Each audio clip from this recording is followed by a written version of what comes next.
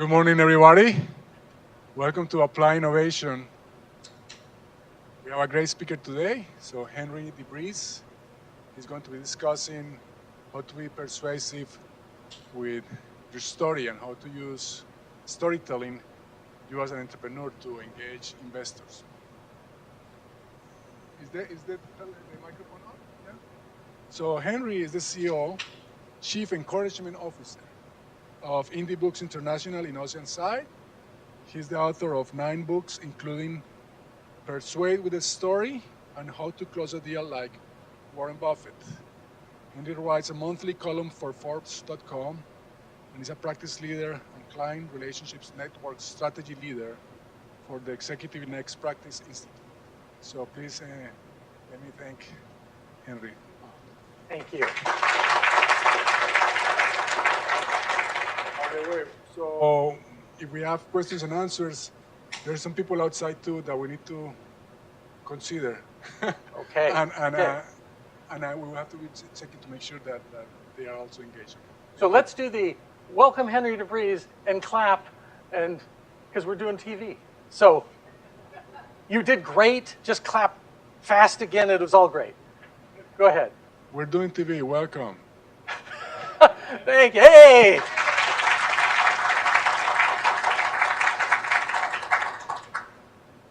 Why? Why are we here? Why are we going to talk about stories?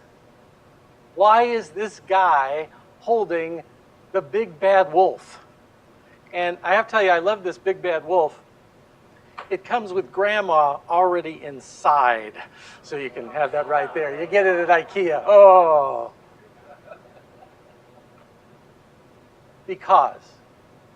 Because humans are hardwired for stories. If you want to persuade job candidates to come in and join your company, you need a story. You want to persuade prospects to get on board, you need a story. If you want to persuade investors, you need a story. I wish you could have been there the day that Bill Woodich gave me a call. Bill Woodich said, Henry, you don't know me, but there are 4 magic words in the English language. And I said, what are those, Bill? I want to know the 4 magic words. He said, I know a guy. And I've called around, and I'm looking for somebody, and everybody says, I know a guy, Henry DeVries. That's the guy you got to talk to. I said, wow, Bill, that's a lot of pressure. What is it that you want to talk about? Bill said, I want to be a best-selling author and professional speaker. And I said, wow, Bill, you want to climb a mountain. He said, let me convince you. So I came up to Orange County. Bill was 58 years old at the time. It was 2 years ago. He was at a crossroads. He was very successful. He has a company here in Orange County that is a construction insurance company. $1 million business, 100 employees. Matter of fact, Bill confided in me later. He said, you know, Henry, I looked and looked for years and years, but I never found the right woman. I never found the right woman to marry. So I poured all my energy into the business. And I've grown the business. I talked to some of his employees, and they said he was the most motivating boss they had ever had. He taught them how to be problem solvers, and they went from nothing to making 6 figures. Bill was such a nice guy that if they didn't have the right clothes to wear when they started, Bill bought them the right clothes. But Bill said to me, Henry, I'm at a crossroads here because I didn't get what I wanted in life. I said, Bill, what did you want? He said, I want to be a best-selling author, and I want to speak to 10,000 people at a time. I said, Bill, you want to climb Mount Everest. That is a big climb. But there was something in Bill's conviction. I said, if you want to climb that mountain, I'll be your Sherpa. Let's go. Bill was prolific in writing. He had written 90,000 words in blogs. And it about broke his heart when I said, not those words. At least not 2/3 of them. We just need the best words. It wasn't easy for Bill. I got him a speaking engagement before the book was done at Qualcomm International Headquarters, a room with 150 executives. And afterwards, an executive came to me and said, wow, that man is dynamic. That man is full of passion. I have no idea what that man was talking about. We had to work on message. We had to refine the message. And then we had to get Bill out to the media. So we got him interviewed by print publications. And then we got him interviewed by radio shows. Let me tell you, the radio shows, you get called at 4 a.m. here in California because it's 7 a.m. on the East Coast, and you're going to talk to the Orlando Morning Zoo, and let me tell us about your new book, and you're trying to get woken up. But Bill did it, whatever it took. Bill did local TV. I helped him finish the book by saying, Bill, here's what your book's about. Fear. Fear never sleeps. It's about the fear we all face, and you are the most motivating person I know about getting through the fear. And you have these great stories on how to get through the fear. And he had a motto. His motto was always forward. And that became the title of the book. As I said, we did publicity, we got him on local TV, and then our big break came. Bill was invited to be a guest on the Steve Harvey Show, to talk about his book and to encourage the listeners. No, Bill did not talk to 10,000 people that day. Bill spoke to 2 million people that day. And Steve Harvey liked him so much that he made him a regular guest on the show. He's just made his 3rd appearance. And Bill is a professional speaker. He's been paid up to $10,000. He speaks to a room of 500, 1,000 people. I took him out to dinner. Yes, me took a millionaire out to dinner. I did not go to Denny's. I didn't take him to McDonald's. I took him to a nice steak restaurant out in Laguna Beach. And I said, Bill, I just wanted to tell you that it took 2 years and you did it. You proved to me you wanted to climb that mountain. And Bill got choked up. He said, those were the words I wanted to hear most of all. I have one piece of science to share with you today. It's humans are hardwired for stories. We're going to talk about that. But first, you came here because you want to get investors. You want sharks to invest in your company. Well, let me tell you something about Shark Tank. Scott Salyers is a casting director for Shark Tank. He interviews 40,000 entrepreneurs a year to pick 180 to go on the show. Here's what Scott says makes the difference. Any analyticals here? You think it's know your numbers, right? Oh, you got to know your numbers. You got to know your numbers cold. You got to know your numbers back and forth. That's true. But what Scott says is, your story matters. Your story matters. We need a compelling story that personalizes this to go on the show. So they're looking for story. I said humans are hardwired for stories. You wanted the data. Go to the August 2008 Scientific American Mind. They have the power of stories as the cover story there. They looked at all the new research in neurosciences, psychology, linguistics, what's happening about stories and how stories make an impact. And there are psychological reasons humans need to hear stories.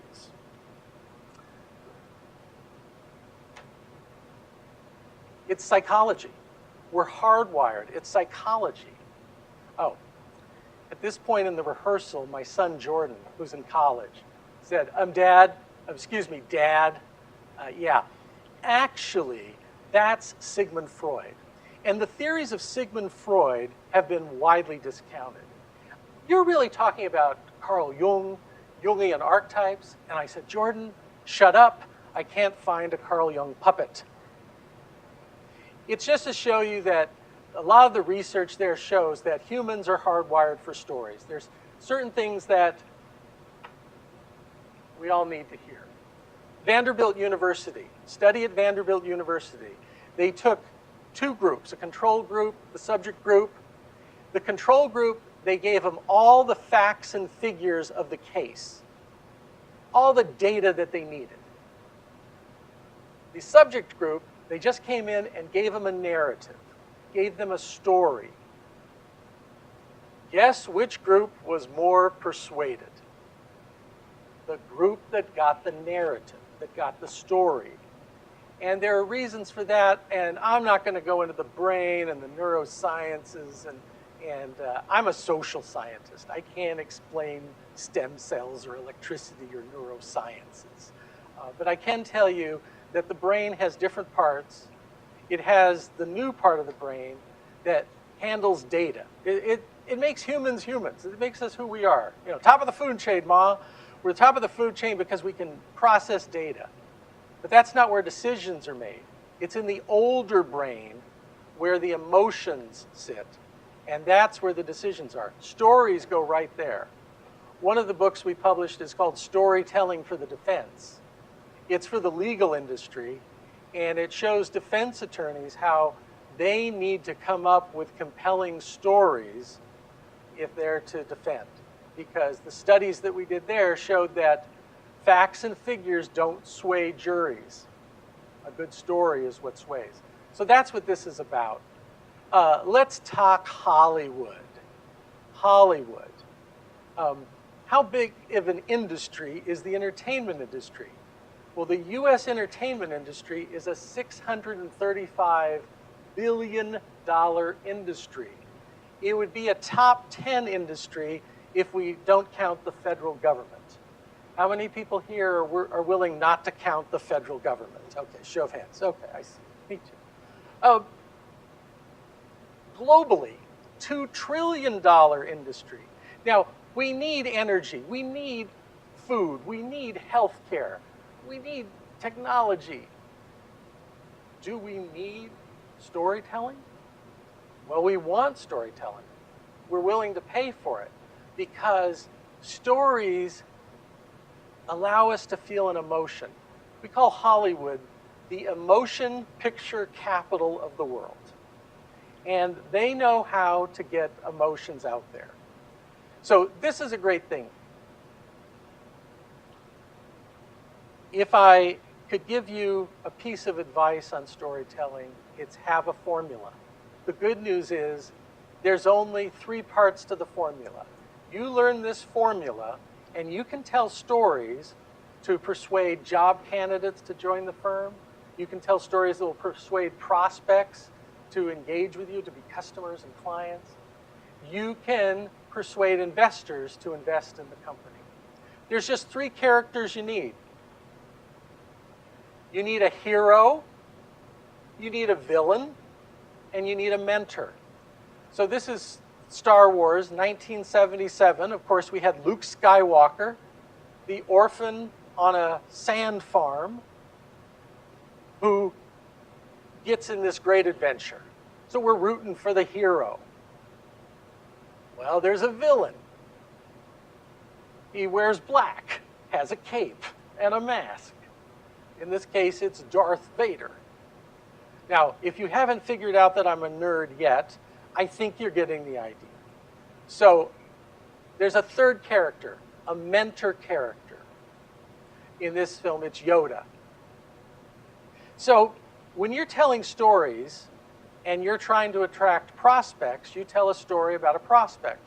My prospect story was Bill Wooditch, and I told you about Bill. That story helped me get a 2nd round of financing for my company, Indie Books International. Please allow me to properly introduce myself. I'm the CEO of Indie Books International. I work with management consultants who want to attract high-paying clients by marketing with a book and a speech. As a professional speaker, I tour the country teaching business leaders how to persuade job candidates, prospects, and investors with a story. In fact, I've told a few stories in the last decade. In the last 10 years, I have helped as a ghostwriter, a publisher, a book coach, an editor with more than 300 business books, including How to Close a Deal Like Warren Buffett from McGraw-Hill, now in Chinese.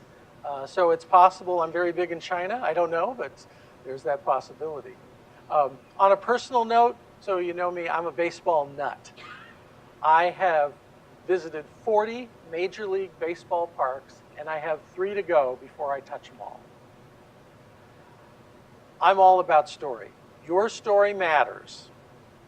And when I help people with books and help people with speaking, that's my main message. Your story matters. And people are more interested in the story than all the facts and figures and data that you can provide, because it gives them a context and it goes in. I was giving a speech in Los Angeles.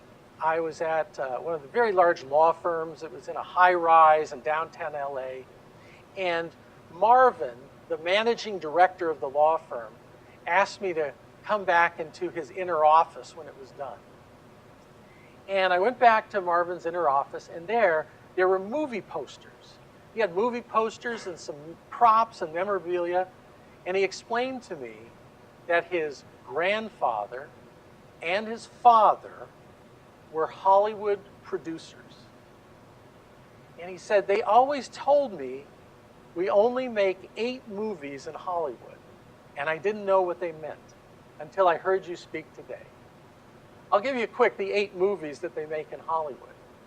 They make the monster problem movie, Overcoming the Monster.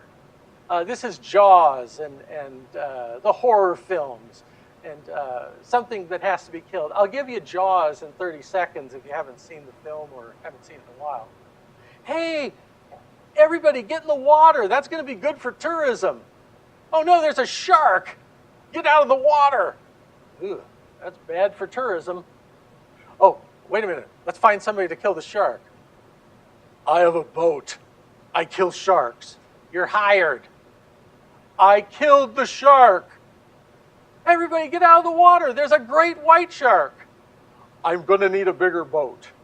That is the plot of Jaws. If you're telling a monster problem, if your product solves a monster problem that people have, you're telling a monster story. There's the underdog story. The underdog story is it's an orphan or somebody plucky. It's a Cinderella type person who has to overcome. If you're a little company, if you're the plucky little company going up against the big companies, you're telling an underdog story. In business, think Moneyball by Michael Lewis. Oh, we're the Oakland A's. We're poor. We don't have the money to compete with the New York Yankees or the Angels. What do? Idea. We'll find broken toy ball players and we'll gather them together. And the sum of the parts will be greater. And we'll win,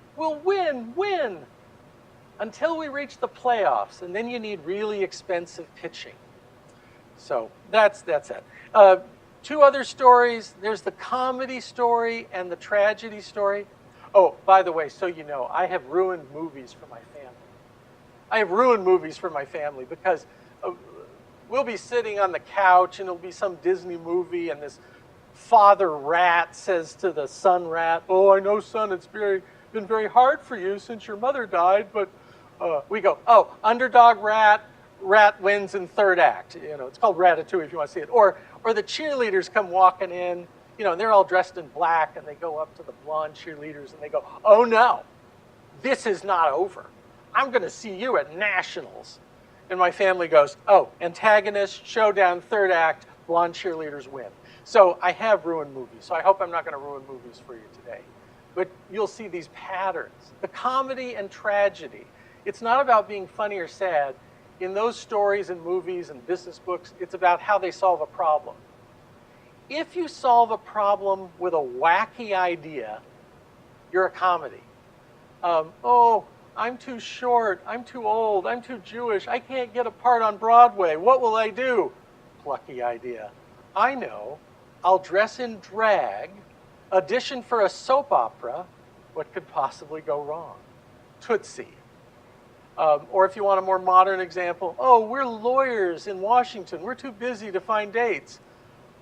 Wacky idea, let's crash weddings and be wedding crashers. And hijinks ensue, there's a marriage at the end, romance wins out. Okay, tragedy. A tragedy is when somebody tries to take a shortcut against nature, against society, against law. Hamlet, Othello, Lear, The Godfather. Or how about this one? Oh, I'm a high school chemistry teacher and I have stage 4 cancer and I have no retirement money set up for my family. What am I going to do? I know. I'll make the Cadillac of meth in an RV in New Mexico. What could possibly go wrong? Breaking Bad. I prefer Scarface because my father was an immigrant to this country. I'm the son of an immigrant. We started a dairy farm here in Chino, California to get you that white stuff that you all want, your ice cream and your cream cheese and your sour cream. Yeah, that was us. In the Scarface movie, Tony was an immigrant. He was from Cuba. He gave people the white stuff they wanted, cocaine. I think you remember the movie with Al Pacino. He goes, first you get the money, then you get the power, then you get the women. And I can respect him as an entrepreneur, but I think it would have been better if he'd chosen something else. Some other white stuff, maybe like Amway detergent, Amway. So it's like, first you get the product, then you get the downline distributors, and then you go to the incentive convention. And then you get the women. So it could have worked out that way. Okay, next story, the mystery story. Is it a mystery? Do we have to crack the code? Are we trying to unlock clues? These are basically Sherlock Holmes stories. And Sherlock Holmes is popular still. After Sir Arthur Conan Doyle came up with him, he's got a hit series on CBS. He's got a hit BBC movie series. He's got a hit Robert Downey Jr. movie series. And let's face it, every CSI is just Sherlock Holmes in disguise. Are you with me? I mean, clues, and we're looking with microscopes and Bunsen burners. And I'm talking about CSI Las Vegas, CSI Miami, CSI New York, CSI Cleveland. Well, there is no CSI Cleveland yet. But here's how it's going to start when it does. I know one thing, Frank. He just made a mistake by the lake. And then the Who will come on. Wah! That will be CSI Cleveland. Okay. It's a mystery story. Who moved my cheese? 12 million copies sold of that business book. Just a mystery. The next one is a quest. Think Indiana Jones.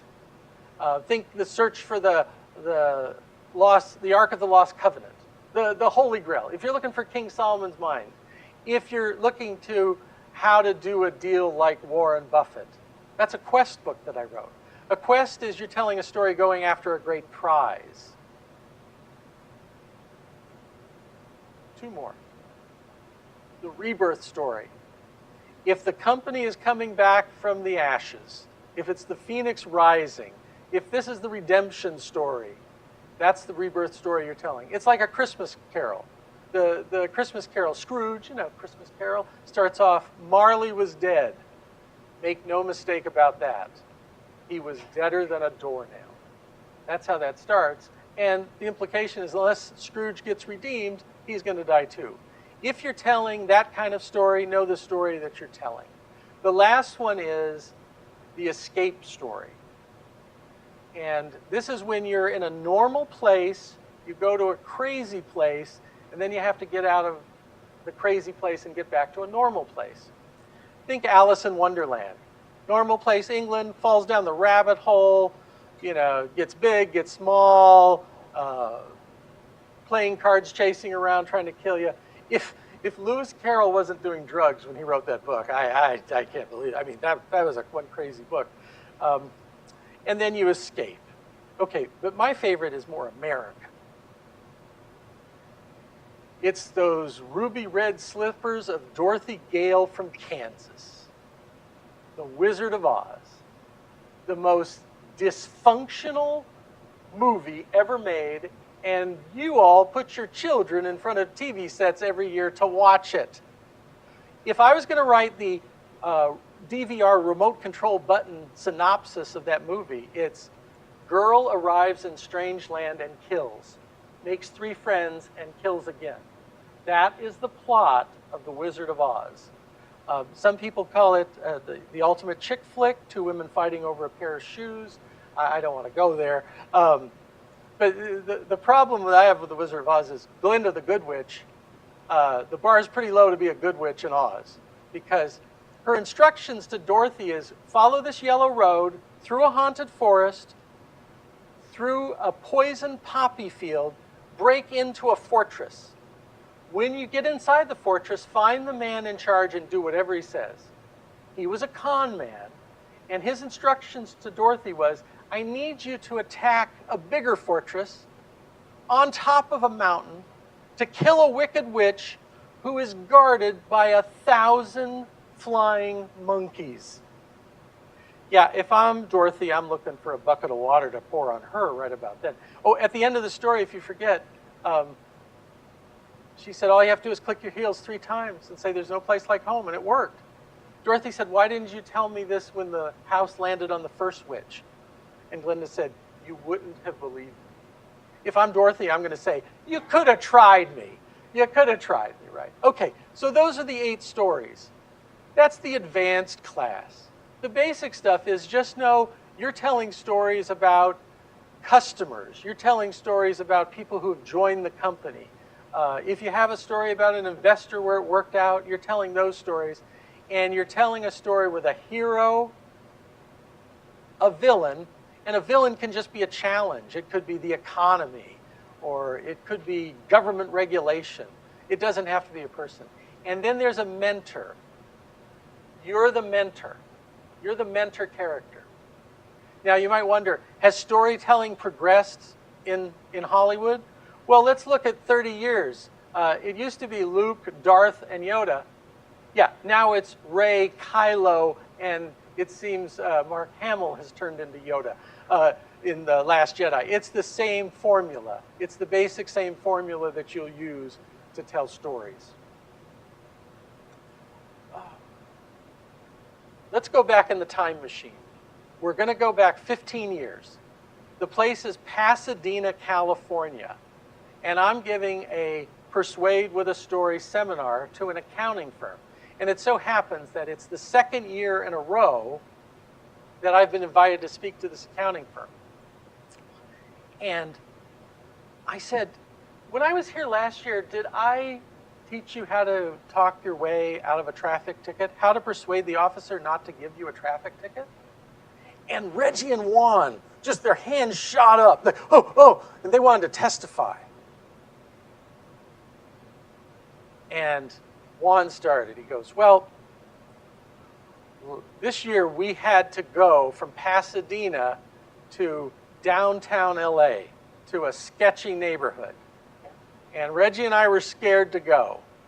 But we went, and we drove the wrong way down a one-way street in front of LA Police Department headquarters. If I have one piece of advice to give you about being pulled over by the law, it's choose your words wisely. So let me tell you, because Reggie and Juan were Henry trained. They knew what to do. So it went something like this. The first thing Juan was driving, first thing Juan did is he took his wallet out and he put it up on the dashboard. Reggie was in the passenger seat. He was able to open the glove compartment where the proof of insurance and car registration was before the officer cleared the car. Reggie then put his hands up on the window. Juan, in the driver's seat, put his hands up on the steering wheel, not in the 10 and 2 position, midnight. They're both there.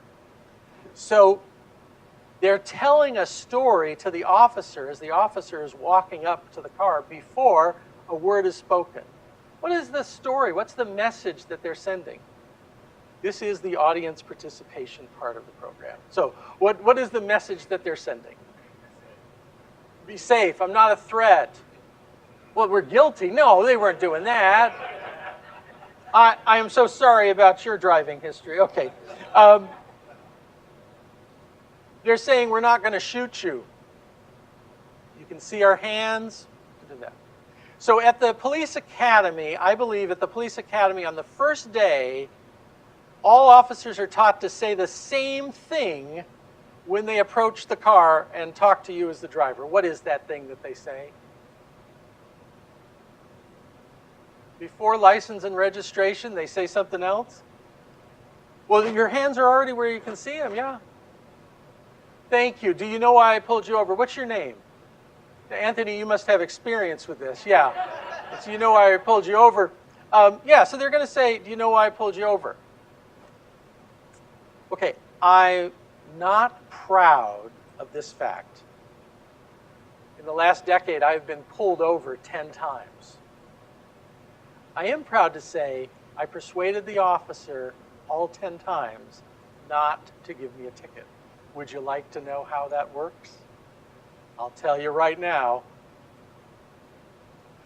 The last time I was pulled over was in Phoenix, Arizona. I mentioned I'm a baseball nut. I go to spring training every year out in Phoenix to see the Angels and the Dodgers and the Padres.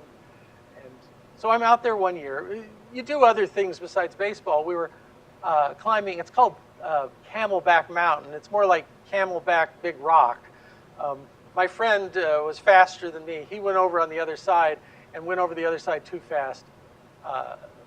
Fell, wrecked up his knee, bleeding. He calls me on the cell phone. Could I come around and pick him up? We might have to go to urgent care. So I get in the car. I'm coming around. I'm in a residential area. I see a black and white coming in the other direction, and all of a sudden flashes, lights on, come in, and whip. And I look ahead at the sign, and there's a posted speed limit sign. It says 35 miles per hour. And I look at my speedometer, and I was doing 45. So, officer pulls me over, comes up, wallet, hands, and do you know why I pulled you over? I said, yes, officer. Now here's what you do. Whatever you did, admit it freely and offer no excuse.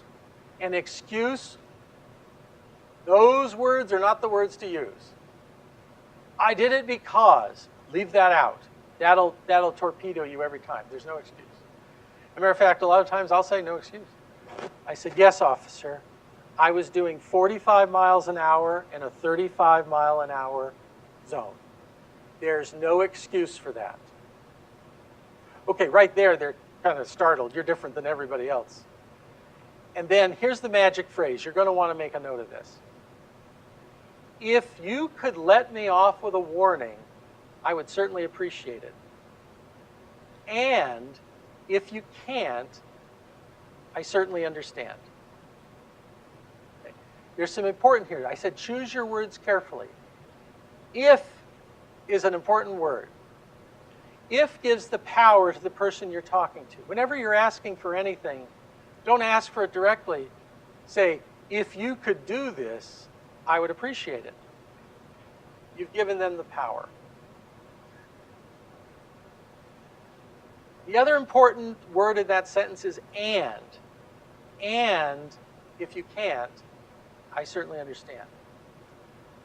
I'm on a mission to get people to quit using the word but. I want to get butts out of the mouths. First off, it's unsanitary, and it's very unpersuasive. Let me play a game. If somebody will play a game with me. Is it Nancy? Nancy, will you play with me? Okay, so this is just role playing. It's just a game. If Nancy came in and I said, "Oh, Nancy, it's good to see you. That necklace is nice, but I think some different earrings would look better with it." As opposed to if Nancy came in and I said, "Nancy, you look really nice today. And I like that necklace. And, you know, my wife just had some earrings, and I think earrings like that would make that look even better." Did you like the sentence where I said but, or did you like the sentence where I said and? And, because but negates everything you just said.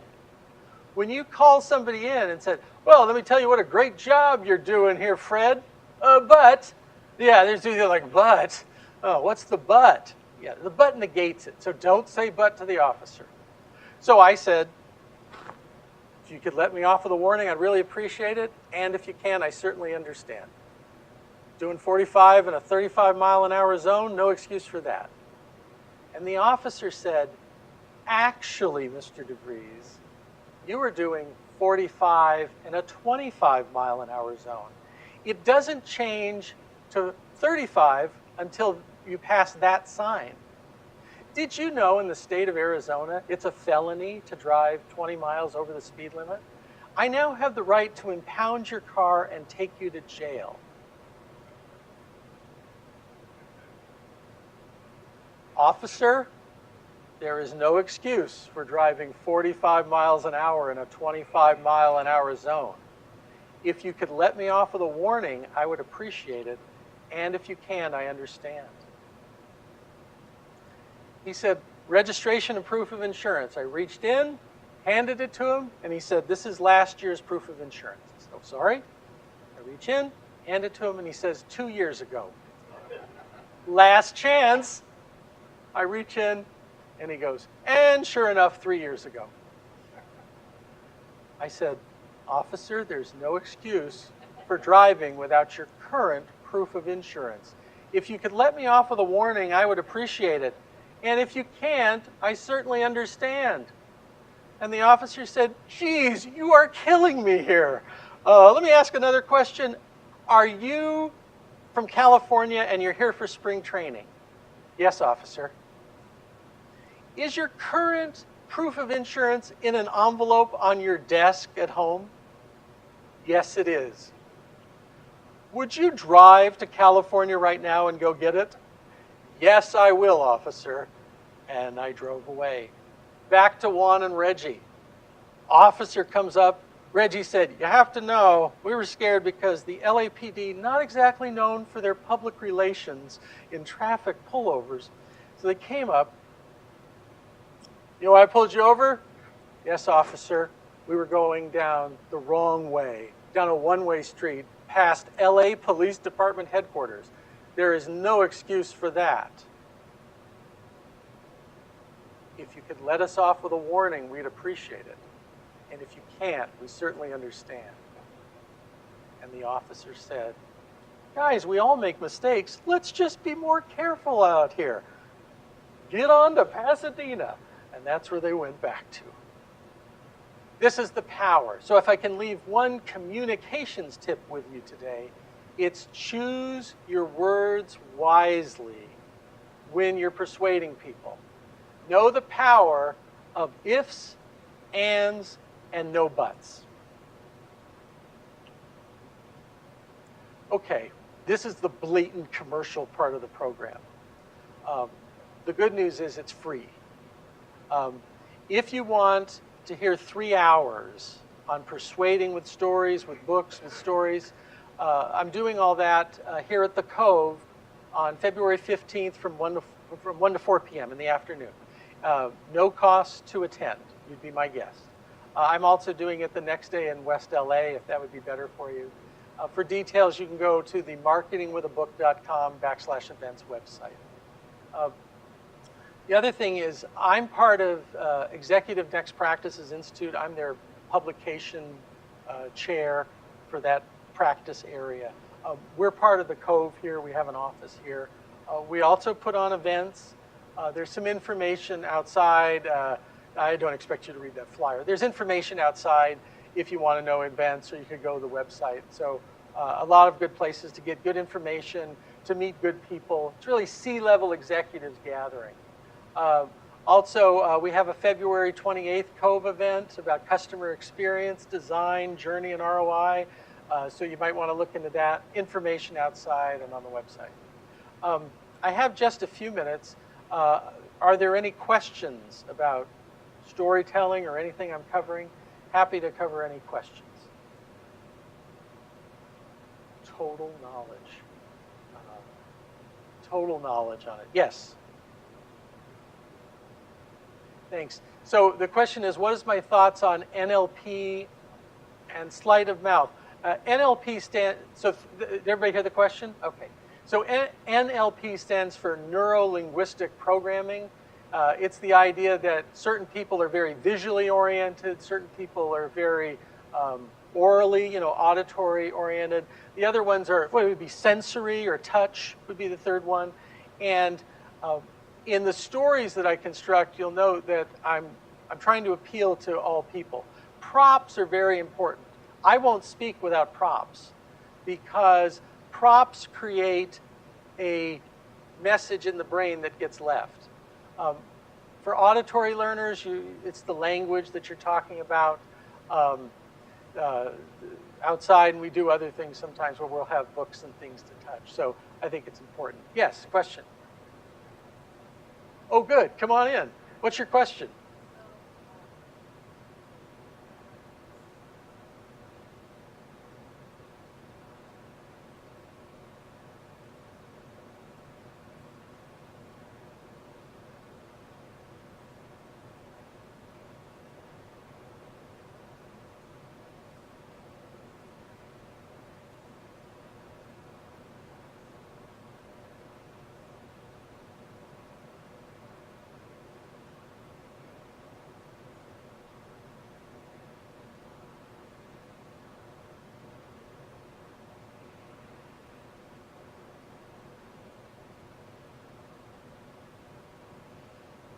So some of the question, if I'll rephrase it, is what's my thought on storytelling structure?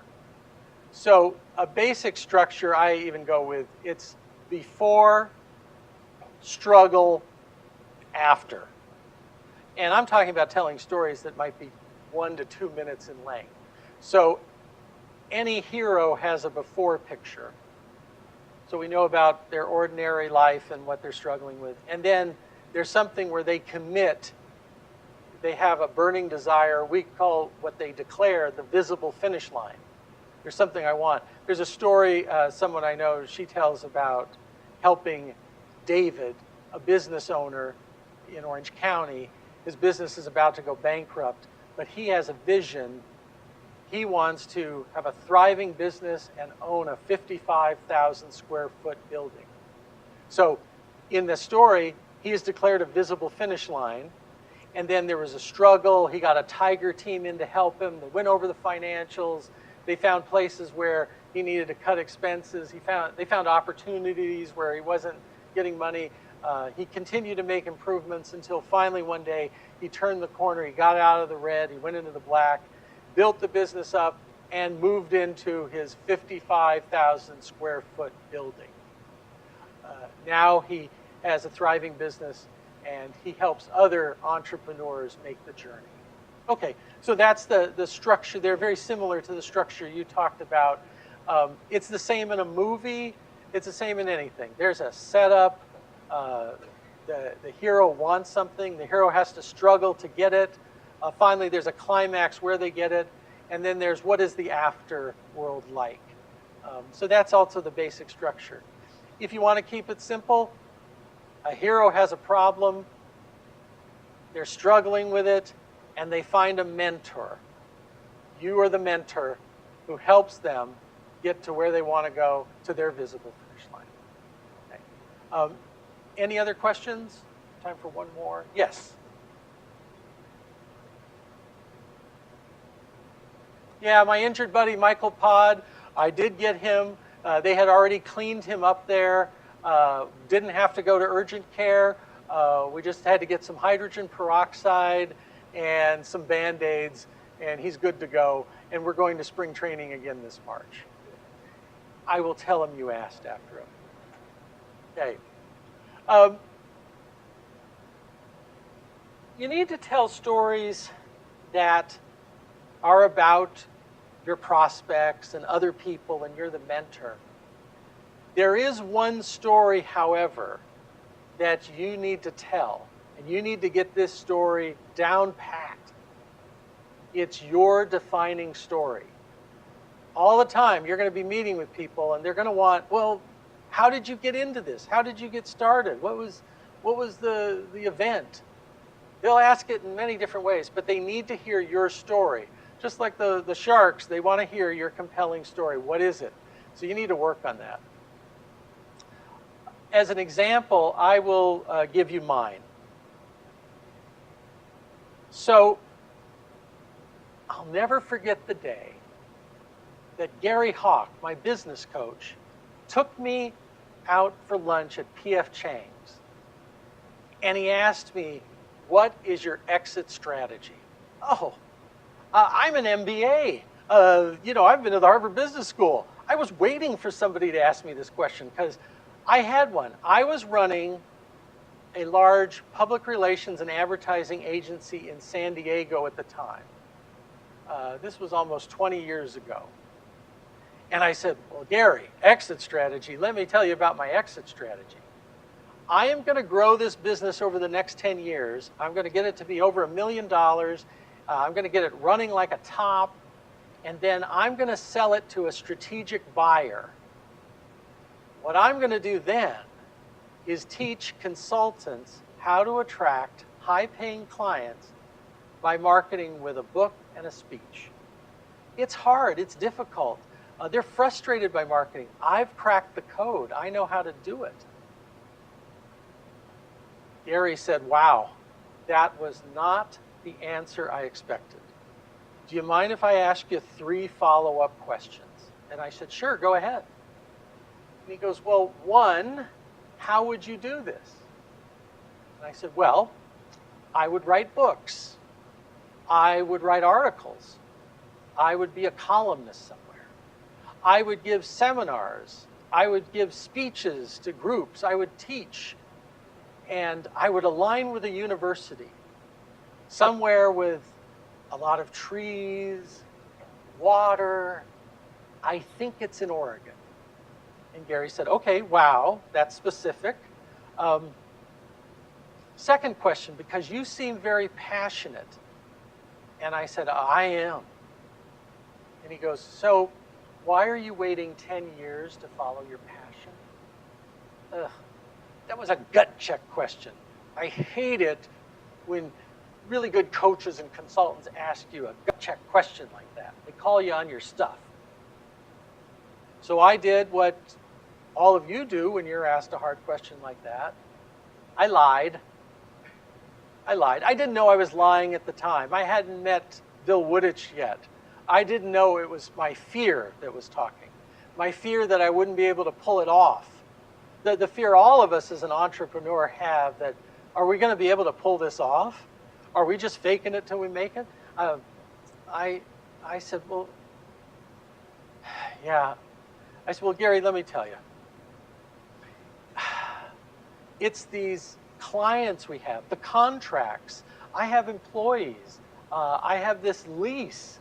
I have contracts and obligations. I have a wolf. I have a wolf at my door, and every day I have to get past this wolf at my door to get into the business and run it. Gary let me off the hook. He said, I get it. Wolf at the door. You want a different visual? There you go. The big bad wolf at the door. How many of you know about the big bad wolf at the door that we have to get past every day? Gary let me off the hook, though. He knew it was my fear. He just said, okay, third question, how would you get started in a small way? I said, a small way?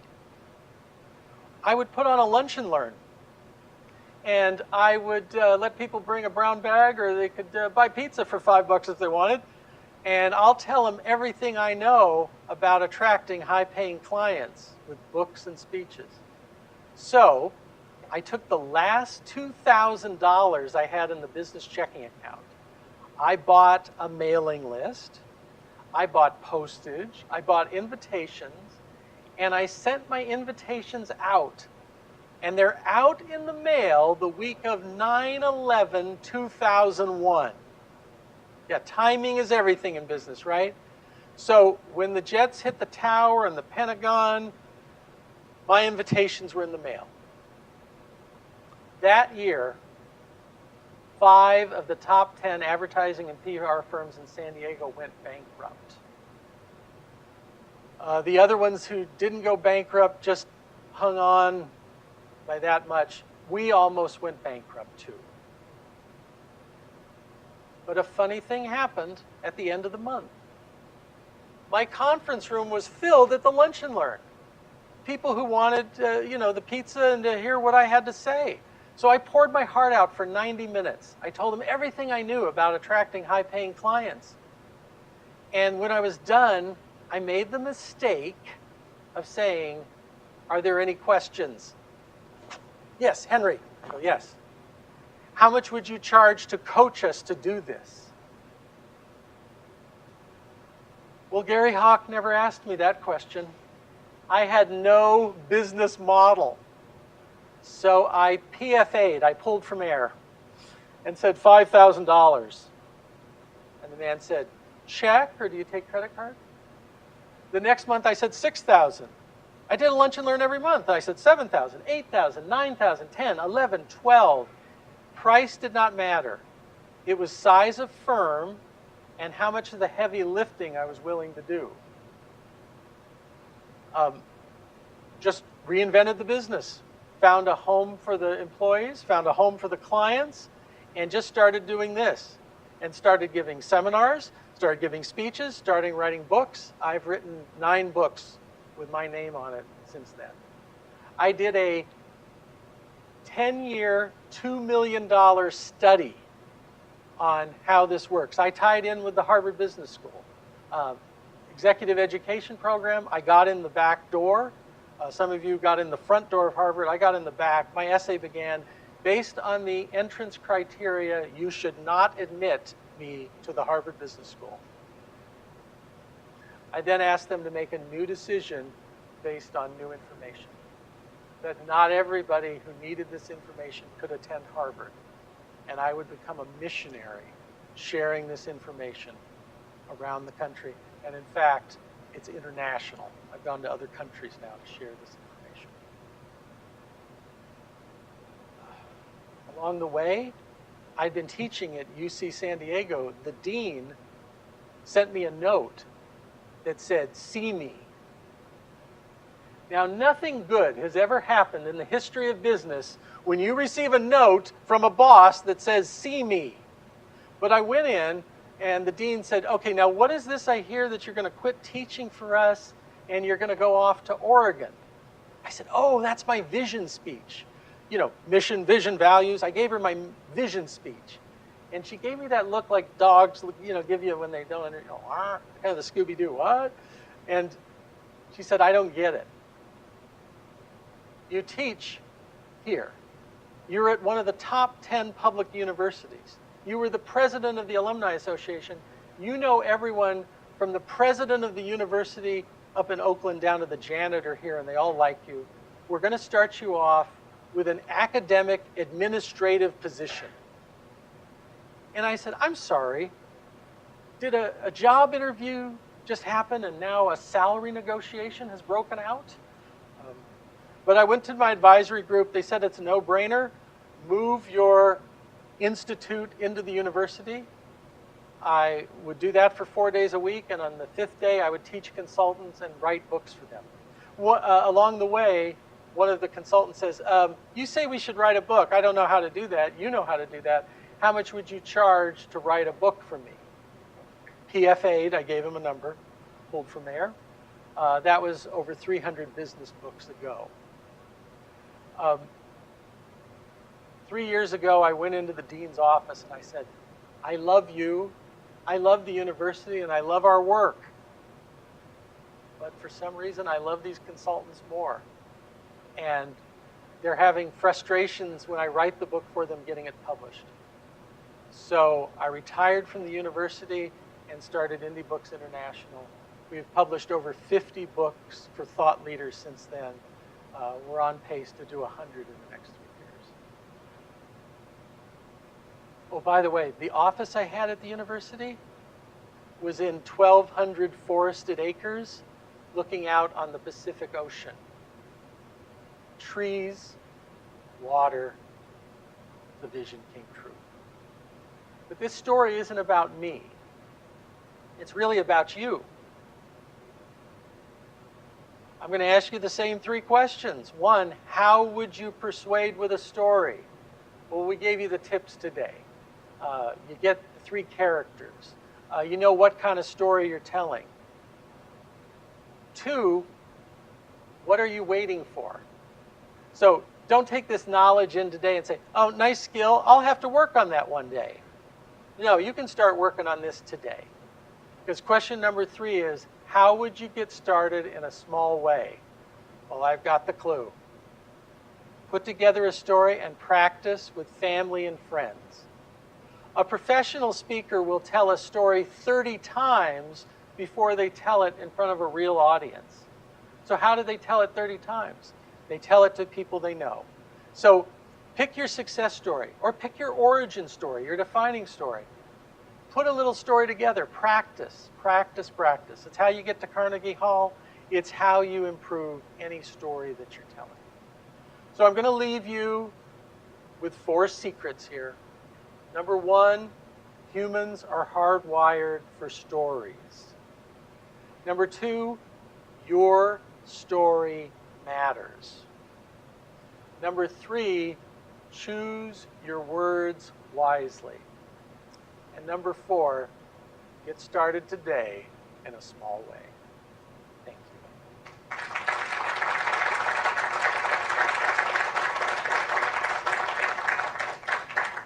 you. Okay, thanks everybody. I was glad you were here. You were great clappers. I give you an A+ for audience. You were super there.